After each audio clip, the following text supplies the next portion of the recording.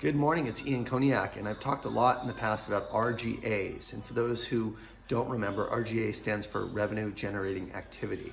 And the idea is in the working hours, we're always focusing on our RGAs, or Revenue Generating Activities. And those are things like having executive meetings, setting appointments, preparing appointments. And the only way you can successfully do your RGAs is if you clear out your calendar and you eliminate the distractions and the things that aren't revenue generating and that are pulling you away from your RGAs. So today we're going to talk about how to delegate properly and what to delegate in a B2B environment. My role is a strategic account director. So for context, I'm in charge of setting the strategy for our largest enterprises at Salesforce, and I have a big team. I have people that sell different products under me. I have a BDR, I have a junior rep, or an ECSAE, which they handle smaller deals.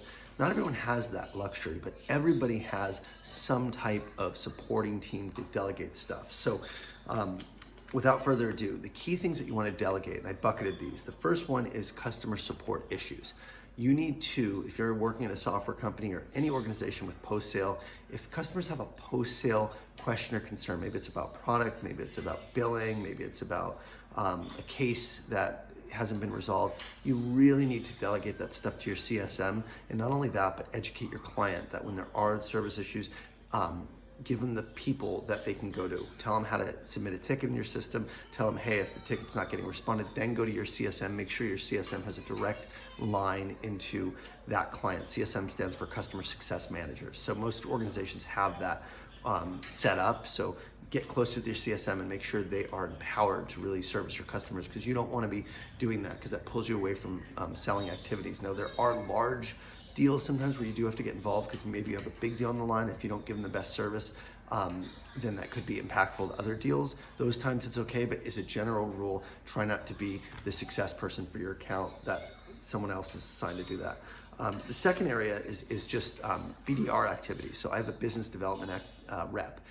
Just setting appointments for clients. If it's an executive, I'm doing that. I'm researching the client, I'm setting the appointment if it's a CEO or a CFO or someone high up. But pretty much most of the organization director, even VP down, my BDRs, you need to let them do their job, empower them to go out and reach out to clients that you don't already work with. The ones that you have a relationship with, they're not calling into, but the net new clients that you're not working with, or new departments in the current accounts you have, let your BDRs do a lot of the prospecting, let them do their jobs, and then you're just taking appointments if you have good BDRs.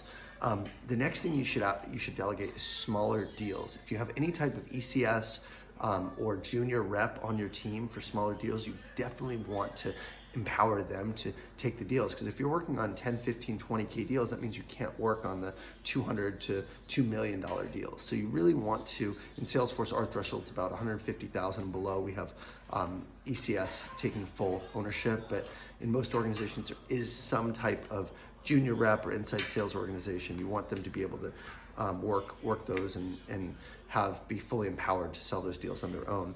And then the last thing is if you're like a core account executive, you might have specialists, product specialists under you that sell different products. So for us, we have Tableau, we have MuleSoft, we have a lot of different products. Well, those AEs carry a bag too.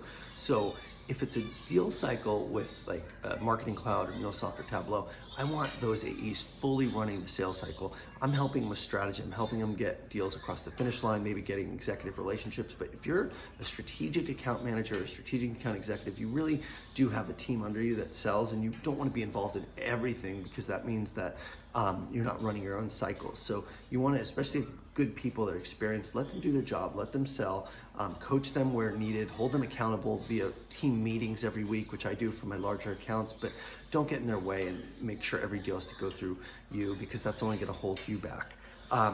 Those are the kind of the key buckets I'd say to delegate.